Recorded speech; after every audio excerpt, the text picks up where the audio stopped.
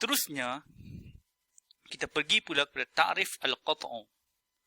Qat'u lughatan al-ibanah wal-faslu was-sarmu. Al-ibanah adalah jelas, wal-faslu adalah pemisah, was-sarmu adalah pemutus. Istilahan, dari segi istilah pula adalah al-kaffu al-qira'ati ma'a adami qasdi ruju'i ila al-qira'ati wa dhalika bil-intiqali minha ila amrin akharin la alaqatu lahu biha. Dari segi istilah, al-qat'u pula adalah al-kaffu al-qira'ah ma'a adami qasdi ruju'i ila al-qira'ah. Menghentikan daripada pembacaan Al-Quran bersama tiada niat untuk kembali untuk membaca Al-Quran. Ulang sekali lagi. Menghentikan daripada bacaan Al-Quran bersama tiada niat untuk kembali kepada bacaan Al-Quran. وَذَلِكَ بِالْإِنْتِقَالِ مِنْهَا إِلَى أَمْرٍ آخَرٍ لَا عَلَاقَةُ لَهُ بِهَا. Dan demikian itu, kita boleh memindahkan daripada pembacaan Al-Quran kita kepada perkara yang lain yang tidak ada kaitan dengannya. Contoh saya telah bagi sebelum ni. Sebagai contoh mudah adalah kita tengah baca Al-Quran. Tiba-tiba ada orang jawab salam, beri salam kepada kita.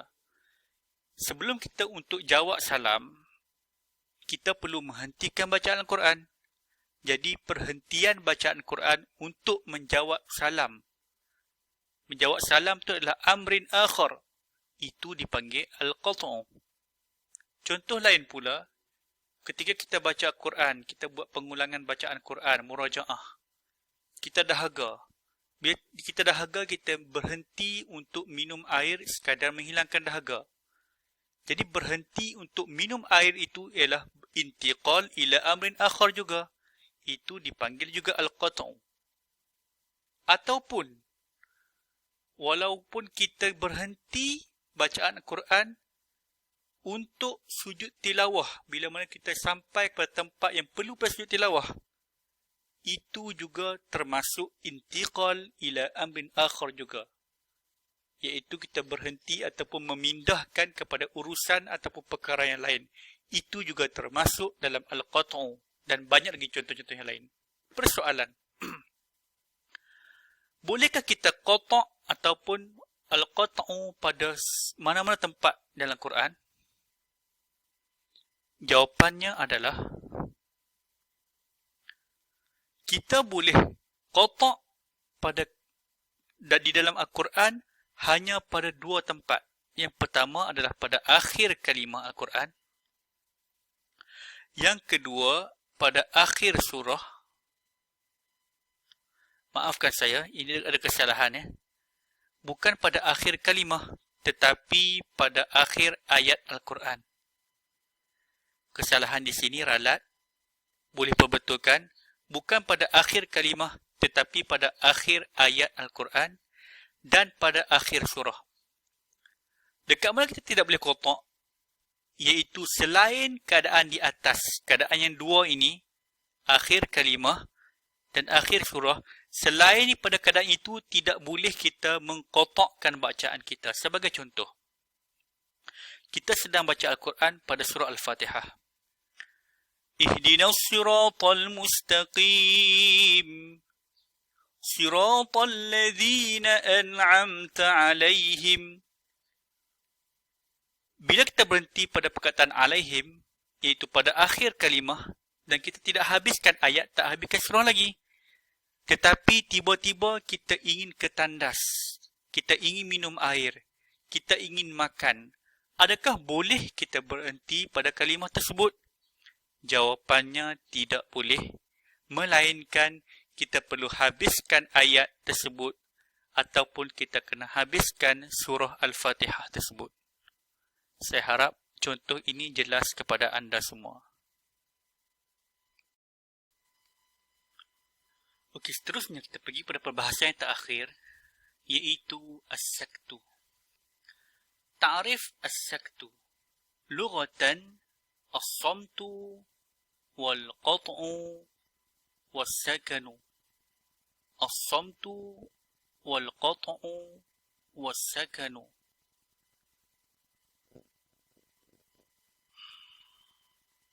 Apakah itu pula as-samtu wal qat'u was sakanu?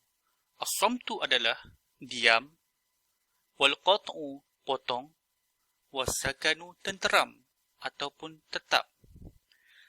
Istilahan dari segi istilah pula adalah qat'u sauti zamanan duna zamanil waqfi min ghairi tanaffus biqasdi ruju'i ila al-qira'ati fil hal.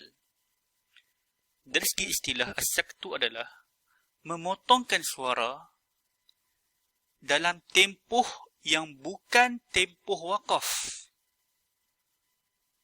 Min ghairi tanaffusin, dengan syarat tidak bernafas, tidak mengambil nafas. Biqasdi ruju'i ila al-qira'ati fil hal, dengan niat untuk kembali kepada pembacaan pada ketika itu juga, mubasyaratan. Okey, saya jelaskan. Saktah, apakah perbezaan saktah dengan waqaf? Waqaf adalah kita hentikan bacaan untuk kita mengambil nafas dan teruskan bacaan. Tetapi saktah adalah menghentikan bacaan dengan tempoh yang kurang daripada waqaf. Dan juga syarat yang kedua adalah tanpa nafas. Kalau waqaf kita perlu mengambil nafas semula, tetapi pada saktah tanpa nafas.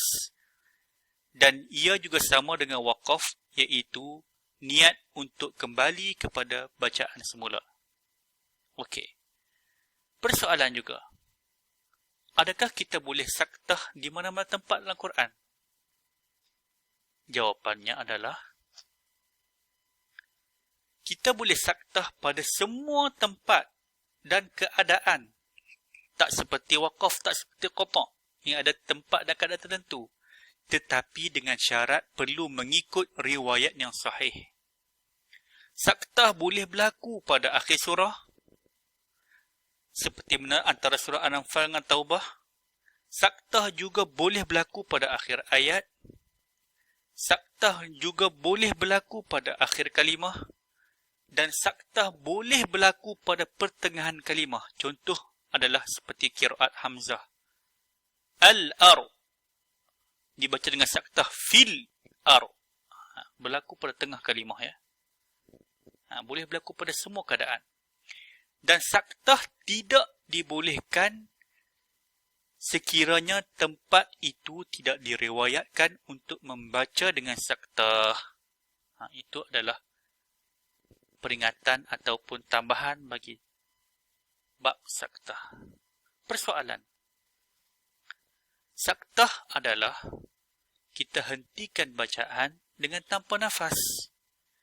Jadi, berapa lamakah kita perlu ambil masa untuk menahan nafas tersebut? Jawapannya adalah, setengah ulama berijtihad mengatakan harakatan. Panjang tahan nafas sebanyak 2 harakat. Adakah tepat? Jawapan masih tidak tepat lagi. Kenapa? Itu hanya ijtihad ulama berdasarkan pemerhatian dan kajian mereka. Tetapi, tentang tempoh untuk menahan nafas, itu berdasarkan nukilan ataupun riwayat yang kita ambil daripada guru-guru kita. Tetapi, ulama mutaakhirin, ulama yang terkini, membuat kajian berdasarkan alat yang moden dan frekuensi. Mereka mengambil bacaan daripada qura'-qura' seperti Syekh Khalil Khusari dan Syekh Basit, qura'-qura' yang terkenal.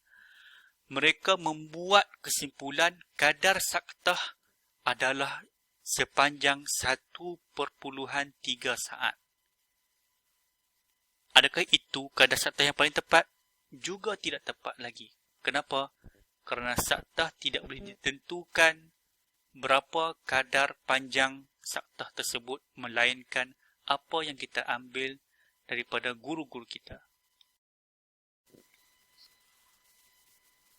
Okey, sebagai kesimpulan ataupun ringkasan untuk kita mendapat gambaran yang lebih jelas tentang apakah perbezaan al-waqfu, apakah perbezaan al-qat'u dan juga apakah perbezaan saktu, kita lihat jadual ini.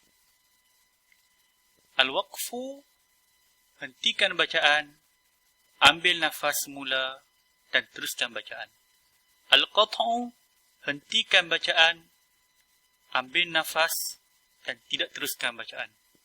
As-saktu, hentikan bacaan tanpa mengambil nafas dan niat untuk teruskan bacaan. Saya harap melalui jadual ini lebih jelas tentang perbezaan ketiga-tiga istilah tersebut. Dan yang terakhir, apakah ringkasan ataupun kesimpulan daripada pembelajaran kita pada hari ini? Waqaf dan saktah terlihat poin pertama. Tidak dinamakan waqaf melainkan dengan bernafas. Kita tidak akan panggil waqaf melainkan kita perlu mengambil nafas semula untuk teruskan bacaan. Berbeza dengan saktah, tidak dinamakan saktah melainkan dengan kita kena putuskan nafas. Tidak dinamakan saktah melainkan kita kena putuskan nafas ataupun tidak mengambil nafas ketika membaca saktah. Okey, itu adalah perbezaan waqaf dan saktah. Waqaf dan qata' pula. Waqaf tidak disyaratkan berlaku pada hujung ayat. Boleh berlaku di tengah ayat. Tetapi qata' hanya berlaku pada akhir ayat sahaja. Okey, jelas? Dan yang terakhir, antara perbezaan waqaf, saktah dan qata' adalah waqaf dan saktah kedua-duanya perlu niat untuk teruskan bacaan Al-Quran. Berbeza dengan qata', perlu niat untuk menghentikan bacaan Al-Quran kita. Saya harap semua jelas dengan penjelasan ataupun perkongsian kita pada kali ini. InsyaAllah, saya ucapkan terima kasih kepada para pendengar dan moga mendapat manfaat kepada semua. Sekian, terima kasih.